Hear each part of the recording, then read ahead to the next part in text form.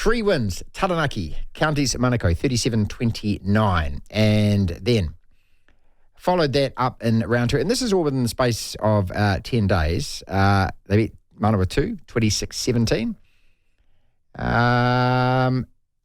Actually, and also in between there, here we go, I beat Northland 28-13. That was the game I watched. That was the Wednesday night game last week. So I went Friday on the 4th of August, Wednesday on the 9th of August, and then followed that up on the weekend, Sunday, beating Manawatu 26-17. Neil Barnes joins us. Barnesy, welcome back, mate. How you doing, my friend? Very well, sir. 3 out of 3, and that is over a space of, about 10 or 11 days. So 9 days it was. So, yeah, a really tough schedule to start with for you, for your boys. Yeah, it is. It's a nice time to have it, to be honest, mate. Like, you got your full squad at the start of the year. We had it at the end of the competition last year, and we were already in pieces. So I'm not complaining. At the end of the day, we got on with it and set ourselves a target of getting 15 points and come away with it. And done that. Tick, tick, tick. Absolutely. I love the fact, you're scoring 37, you're scoring 28, you are scoring 26. So that side of the game you're more than happy with? Yeah, we do have an attacking mindset. I'll be personally honest, I've got over teams playing boring, conservative rugby, and we're going to give the ball a little bit of air, but it also involves doing a lot of skill work to make sure that there's less mistakes than what there might be in other times. How do you define boring rugby? Box kicking all day, kicking for touch, thinking to exit you have to kick the ball out. There's other ways of going about it, and to be honest, they're more successful in my eyes. Is that retaining possession? Pretty much. You're still trying to get the ball into another part of the paddock, but it's about how you go about it. Trust me, I've gotten that friggin' old now. I'm like a dinosaur, but I've watched enough rugby to know what works and what doesn't work. I'm going to agree with both of those, Barnesy. I'm going to say, yes, you have. You've spent a lot of time around, rugby's been your life, mate. And so has it fundamentally changed in the way that you want the game to be played? No, I don't think my mindset has been any different from when I was coaching club. The only thing that's changed is now I've got older and become the head coach.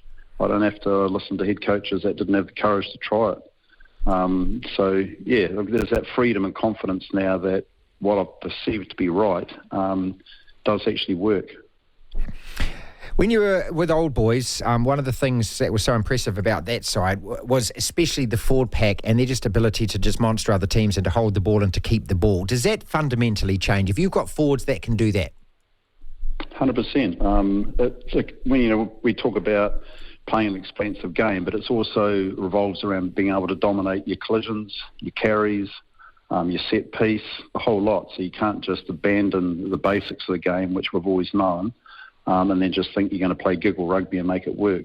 I try and coach right across the board. I'm probably one of the lucky ones that in the old days we only had 1 or 2 coaches, so you had to have an understanding of the whole game, not like the professional setups now when there's about 5 coaches all competing for airtime. Yep.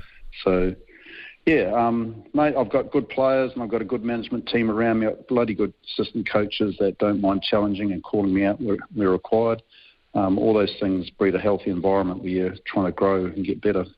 Neil Barnes, Taranaki coach with us. How do you encourage those? I suppose they know you as a person and therefore that helps, but how do you encourage somebody, and do you actually say to them, hey, listen, I'm the boss, I'm going to decide, but I want you to challenge me. I want you to come to me with things. Absolutely, and so you've got to be careful in your team room too, that it's a room where it's safe, where people can challenge. There's obviously times where, the boss has to be the boss, but the bulk of the time you've got to have an open mindset to other people's suggestions and give it a go. But as for my coaches, I actively encourage them to challenge. I don't want people that are like-minded that just agree with me all the time. Otherwise, you never get challenged when you actually get it wrong. And occasionally, we do get it wrong. Occasionally. What have you learned from, being alongside Clayton McMillan, being in that setup and being able to take that back to the NPC? You learn a lot from every coach.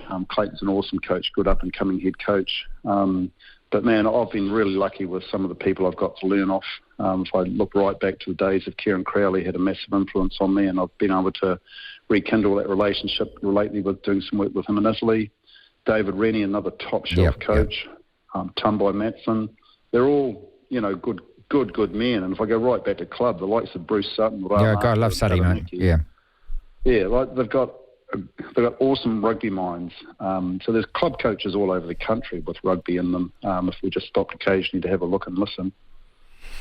Just going back to when you're playing for space in the box kicks and that, can you just explain to us, so you're still looking for green grass though, is that as important or is it more important these days? It's really important. The part that's changed in the game is the defence is way, way more organised. And I know older people look at it and say, it should be old days we used to run the ball, rah-de-rah. You can't just go abandonedly run the ball nowadays because the defence is organised. So even for counter-attack, if you want to kick the ball downtown that goes to hand, there's players that can kick the ball the length of the field now, so you just get it back in the same place. So hitting grass, like you talked about, is important, but you also have to manipulate that backfield so that they're not in position. And that's why I talk about actually having a crack with the ball in your own half, which encourages their backfield to come up and mark you. And as soon as you get that pitch, and now it's on to kick to hit the grass. Is it also really important these days, like if you're doing that, rather than that forcing back that we see, which it just gets mind-numbing, kicking for touch and thinking, okay, we might not challenge for every line-out, but we have a couple of line-out moves that we do to challenge for this particular occasion? Yeah, that's your job and your analysis to work out the opposition you're playing. You think are a little bit frail there. You might kick out more than you actually kick downtown. But yeah, if you've got a strength in your backfield that you've got people that can punt the ball further than the opposition, we'll go there and play a little bit of kick tennis and watch them lose. But if it's just going to be forced back all the time, at some stage I want my boys to pull the trigger and have a crack at them. And that also means, this is the last question on this, I've got a couple of other questions just about the NPC, but that also means that at that time you must also depend on your guys to be swarming up in defence and to actually control that space in front of that kicker. Yeah, it involves hard work. Like if the ball's been kicked downtown, you've got to have a defensive line there all the time in case they come. But then similarly, if they put the ball back and your guy goes to carry, well, you've got to get back there to look after that ball and set up your attack off that spot. So none of this stuff comes without doing hard work. No. It's not something we're afraid of. God, I tell you what, I'm enjoying this so much. I could sit here and bloody talk to you about coaching forever, but I know that you've got another meeting to go to. Mark Robinson's comments about the NPC being not fit for purpose, Neil, what does that tell you? What is your response to that? Well, the first thing I'd say is I haven't actually heard the full interview or whatever it is to know how it was said and in what context, but I 100% don't agree with the NPC's not fit for purpose. NPC is there as a semi-professional environment to sit between club and professional rugby. And our job is to provide players and coaches the opportunity to hop into a professional situation, see how you go, and then take the step up into professional rugby. So I don't know what part people are implying it's not fit for purpose. I don't know where that comes from. So, like I say, I haven't been given the background of what those comments were. Part of it also revolves around, can the unions afford it? Can the provincial unions sustain it? It's not fully professional, but in your mind, how essential is it? It's absolutely essential. I would never, ever have had a chance to grow as a coach. And when I look at it nowadays, there's all these players coming out of professional rugby environments and internationals that are walking straight into Super Rugby. Mate, they've got no core or base to work from. And yes, they might technically know bits about the game, but you're handling a large group of people with different personalities, trying to get them all on board and pointed in the same direction is an art, and it takes time to develop. I actually feel sorry for the people I coached when I was really, really young because I was a dictator, and it wouldn't have been much fun. But you soon grow and learn that you've got a job to get to know all your men and know what ticks the boxes with them and try and encourage them all in one direction. Otherwise, you just splinter and go all over the show. How big a deal is that for you to actually admit that, though? Because, that's what a man does to me. A real man actually sits here and goes, hey, I might have got that wrong. Yeah, 100%. Like, none of us are perfect, but no one's perfect now either. But what I am saying is, like, we've got a great competition that sits in between club level and professional rugby that develops people. And I could go on and on about people that have never made age group sides or been in New Zealand 20s. Brody Retallick. Brody Retallick's one of them, mate. Well, that's going back a bit. I can give you heaps more since then. But these people pop up in club rugby, and since I've come back, like if I just use Daniel Rona, for example, my first year back, pouring concrete, He didn't even hardly got a game for us in the first year, and then he's playing for us last year, gets an injury replacement gig with the Chiefs and now has a contract. That's what the competition is there for.